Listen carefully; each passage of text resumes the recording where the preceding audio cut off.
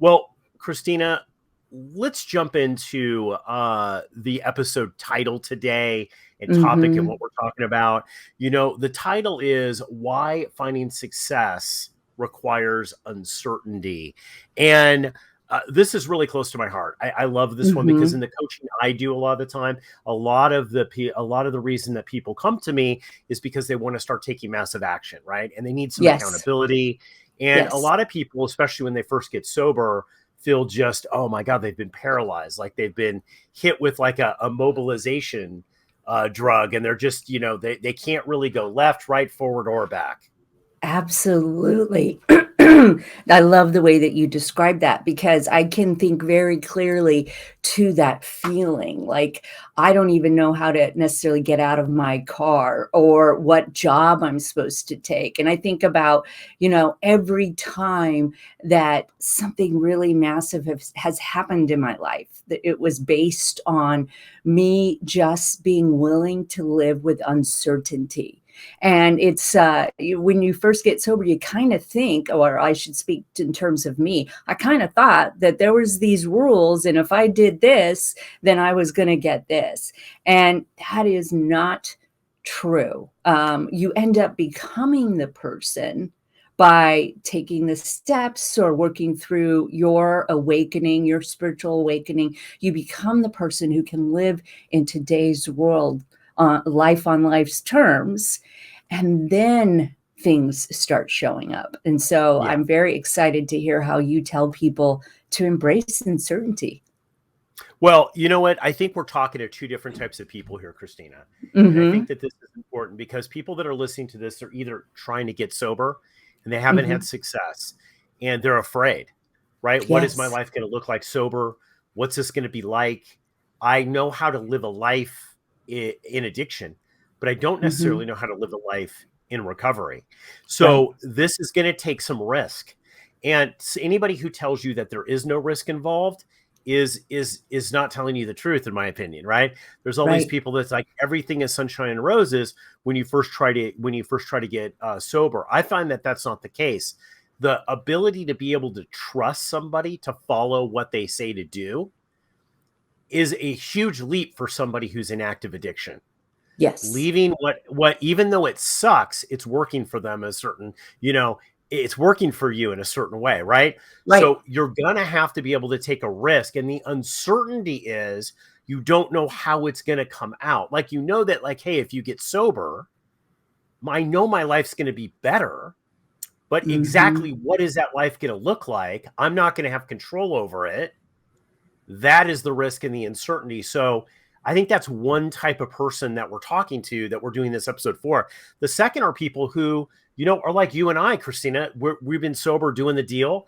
And, there's things that we want to do in our life, but it's the same process. It's like, wow, we're blocked because there's uncertainty there.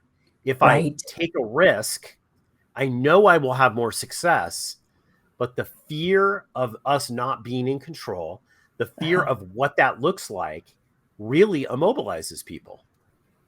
And this reminds me of the conversation that we had on the show about God's will, right? And what does that look like? In our beloved 12 steps, it talks about, carrying out God's will. And people get really hung up on that because you are looking for certainty. You are looking for it. I can tend to be rigid, especially early in my sobriety, and uncertainty to me meant that I must be doing it wrong, because if it isn't clear, if there isn't a clear path, then I must be making the wrong decision. And that was very, very difficult for me to surrender to, which I think is the operative word for my recovery. It's like, okay, not what do I do, what can I do? And as long as what I can do is aligned with my values, then it's a big experiment, right? You keep Yeah. moving forward and staying open to it, staying open to the options. Well, getting I down to the nitty gritty of this, so Christina, right, like when we're talking about this, like really jumping in, like what is actually going on when we talk about uncertainty? What are those feelings that are attached right. to it? And the thing is that I think that a lot of people feel, and I know that I have in my life, is that there's got to be some path. You talk about a path. There's got to be some path that's clear, written down, that other people have taken it, and that it's going to be tried and true. And it's going to get you the result, the exact result that you envision that result being. And I've Yes. found in recovery, I've spent a lot of time sometimes searching for a path when I really Yes. didn't need it. I had guidance, however Hmm. you want to call that, whether it's higher power or just being intuitive to see what's on the ground, like knowing I need to go in one direction, but still having that fear of uncertainty. In my opinion, Kristina, we talk about faith a lot in recovery, but a lot of Hmm. people don't really understand what faith is. They think faith is great if they know what the outcome's going to be, but that's not Just faith. This is really no. where faith, starts, is you don't know how it's going to turn out. Exactly. I love that you said that because I think a lot of people will think that. And like I said, that for me and some of the people I worked with, well, if it doesn't feel good, if there's any kind of resistance, then I must be doing something wrong. It's supposed to open up for me. I need to know how to do it. I need to know the exact next steps. One of the biggest risks that I ever take was coming to California. And it happened in my first year of sobriety. So it definitely looked like, am I doing what we call a geographical? Am I running away? I remember it was just kind of an off comment to a previous employer of mine, a previous supervisor. There is no way that if I thought this was the path that I would have ended up here. There's no way that I would have even known. That's what I'm talking about, being open to all the different ways that can show up. And, prior to even getting on that phone call, I didn't even know this job existed. And so I love it if people will remain open and not be so afraid of uncertainty, almost embracing it, almost like you're excited about what, that like a little kid so excited about Christmas morning. We have no idea about the possibilities that are out there. And if we are Yes, so absolutely. focused on one path, we will miss other paths. Yeah, and we're going to talk a little bit later in this episode about how do you do that, right? If you're listening to this, Damon, Kristina, that's great, but how do you do that? How do you start Right. activating, moving, and being more comfortable activating in uncertainty? And one of the things that I want to dial into a little bit too, Kristina, is that I think a lot of the times we're talking about choice, right? We're Hmm. talking about, should you go to California? Should you stay? Not. Should you do this? Should you do not? Should you take that job? Should you have that relationship? Should you, all these things, right? They're choices. And I think that we think, and I know this to be the case from coaching and just having a life in recovery, right? I think that a lot of the times that I've misled myself to say that a choice is better than another choice. And a Right. lot of times that's not Ooh, true. so Whether good. you're going to go to California or not, it's more about who you are in the situation than it is the choice you make. Now, there are good choices and bad choices. I'm not saying that. There are choices that are going to be better for you, and you have to see them coming up. But what you're talking about is being able to look out, to detach from your own perspective, and to look out to Right. see what gifts God's giving you, because they've been there the whole time, right? Exactly. And the struggle may be exactly what you need to become the person who ends up doing way more than you ever thought. I love that you say that. We give so much power to the path, the method, to perfectionism, and it's still us looking for guarantees. And ultimately, take it from some older people, those guarantees, wanting those guarantees, are going to limit your limit where you end up. They are, if you're always looking for it. So getting comfortable with uncertainty is a skill. It's a muscle that you can learn how to use in the right way. And we talk about that as being a spiritual principle of Hmm. acceptance, which is a Hmm. precursor, willingness and acceptance are the precursor to change. And, it is such a huge thing. Kristina, when we come back from this quick break here, I want to dive in because I know everybody's thinking, okay, look, I have I know that I need to find some more success in my life. I have Hmm. options and choices, but I have a lot of uncertainty. How do I get past this to start taking action. So Kristina and I are going to let you in on a few tips that we've used for ourselves and for our clients when we come back from this quick break. If you are newly sober, trying to get sober, or you've been sober for decades and are looking to take your sobriety to the next level, the Recovery Breakthrough 6-week transformation concierge coaching program might be right for you. Have Damon Frank and Kristina Dennis build a custom roadmap to get you on the path to getting what you really need. Receive hands-on concierge coaching and stay focused and productive with our daily check-ins. If you're ready to experience your recovery breakthrough and start the journey towards the transformation you deserve, book a free get-to-know-you call today and find out what is possible in your recovery. To find out more about Recovery Breakthrough and to book your free call, go to recoveredlife.us.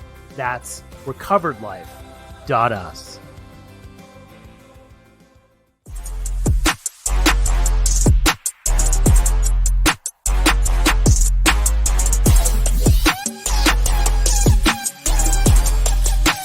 You're listening to the Recovered Life Show. All right, we're talking about success. We're talking about uncertainty, that, pit in your stomach, that feeling in the pit of your stomach, Kristina, is like, I don't know what's going to happen. I'm not okay with it. And we promise everybody that's listening here some tips and tools about how to deal with uncertainty, right? How to deal with it in your life, because look, how many times have you had uncertainty? Kristina, I know you and I were talking the other day. We were both sharing about uncertainty, how we were uncomfortable with some uncertainty in our lives. Yes. Well, and I'm going to just share a little bit about my nervous system. I remember the first couple of years of sobriety being completely overwhelmed with the choices. And it's going to sound kind of silly, but I remember going to one of those super mall areas where there were thousands of people and all these different home goods store. And I remember thinking, I am so uncomfortable with all of these choices. I'm so uncomfortable with all these options. How do you even figure out what kind of couch you want to buy? And I remember thinking about that and realizing that I had in many ways lived such a limited life because of my addiction and because of the path that I was committed to. It has to look this way. It has to be like this, and I can't go out and take big risk because I don't know where I'll end up. And I can tell you now, I realize that was the resistance, the fear of going back and forth between, before going through was much worse than actually just going through and taking that next indicated step.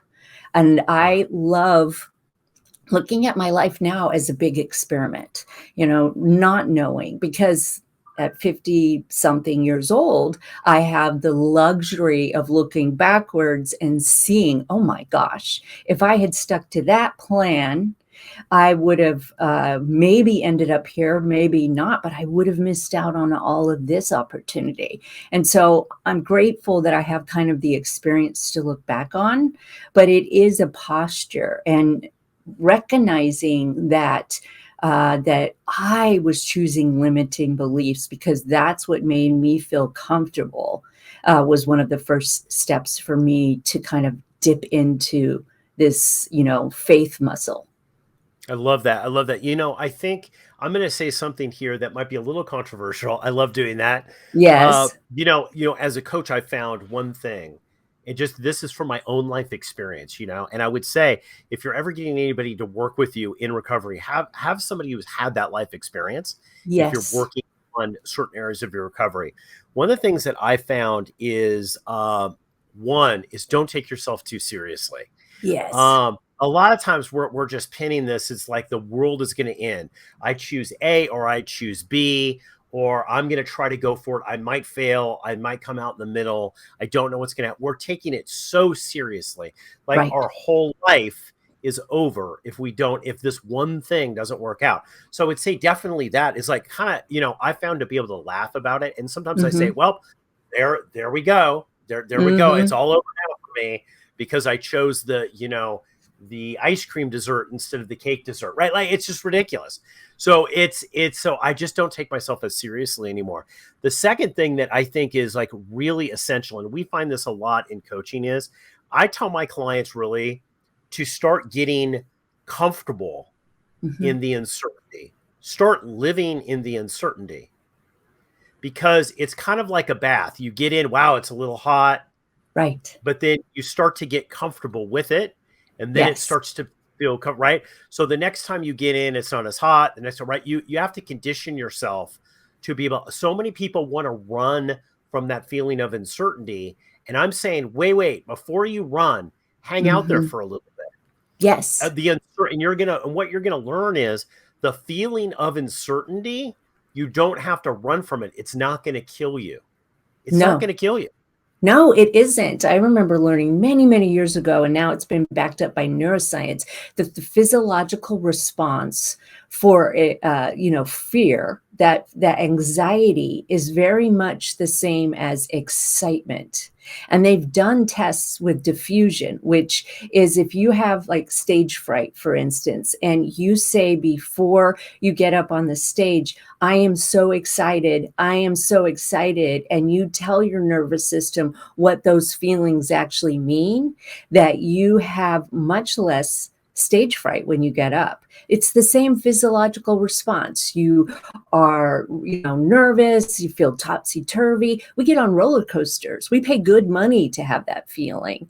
And so when I point that out to people that, okay, what is actually your anxiety all about? What does it feel like? Has there ever been a time in your life where you were so excited, you didn't know what was going to happen? Do you get on roller coasters? You take risks all the time. You just need to pull back a little bit and not take yourself so seriously. Wear it like a loose sweater.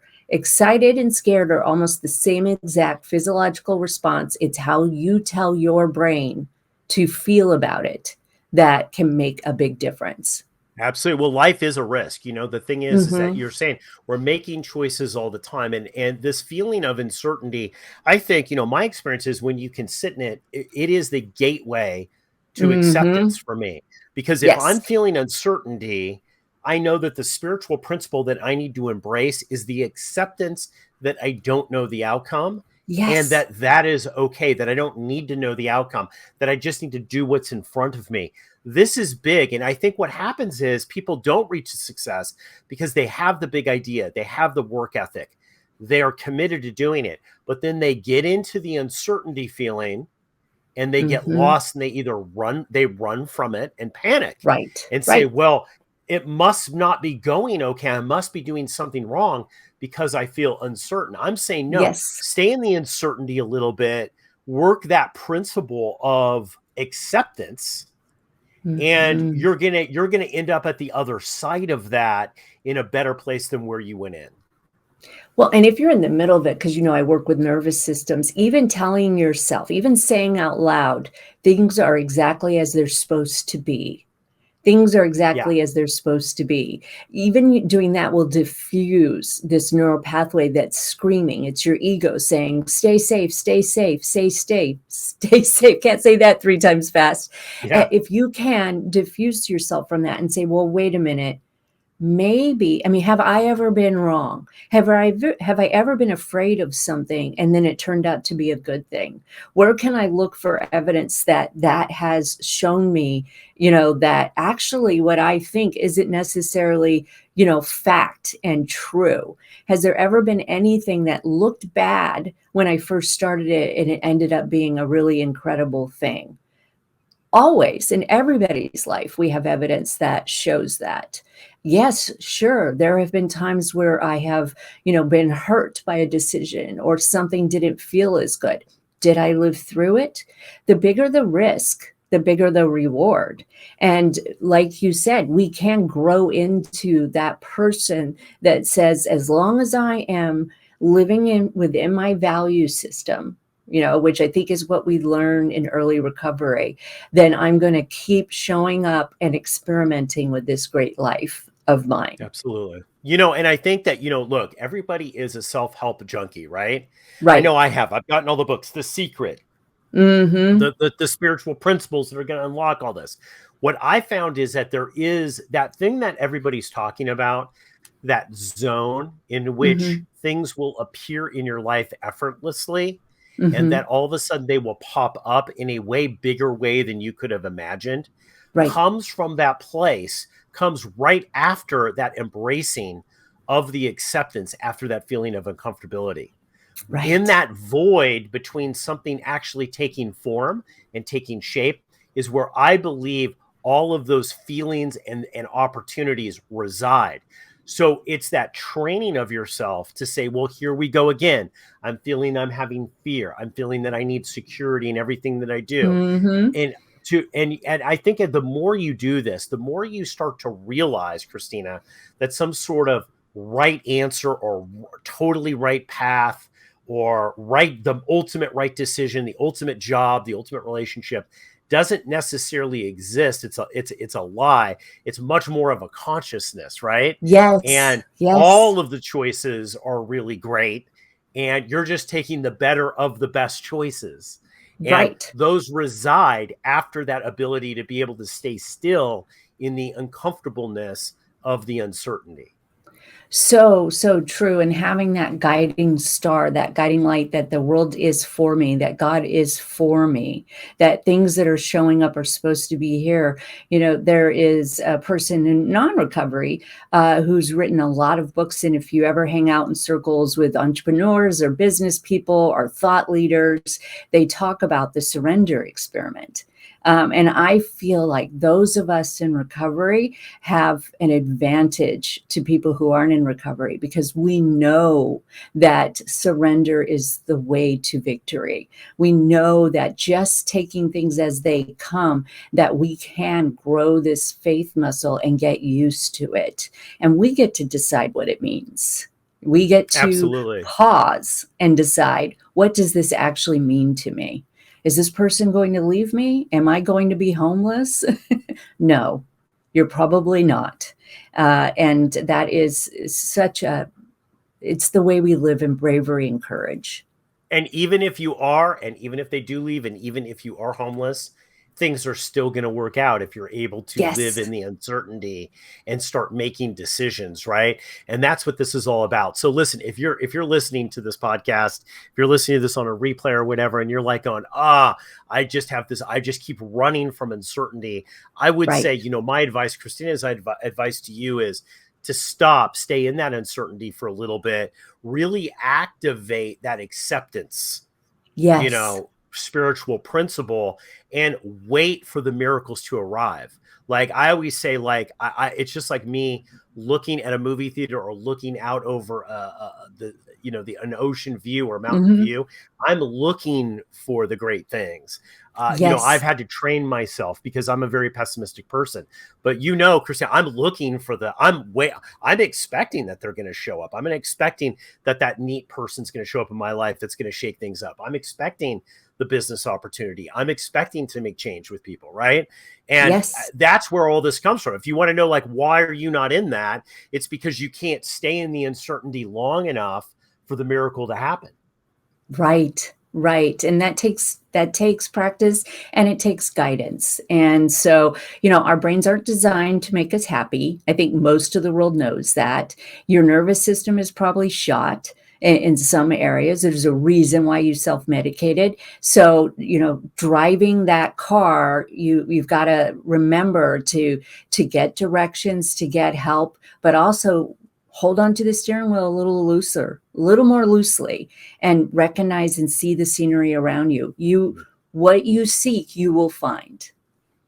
So, the moral of the story here is, if you want to find success, it requires you living in a bit of uncertainty. Keep the conversation going. Join Recovered Life, a community of like-minded people who are looking to live their best recovered lives. Membership is free, and you can apply at recoveredlife.us.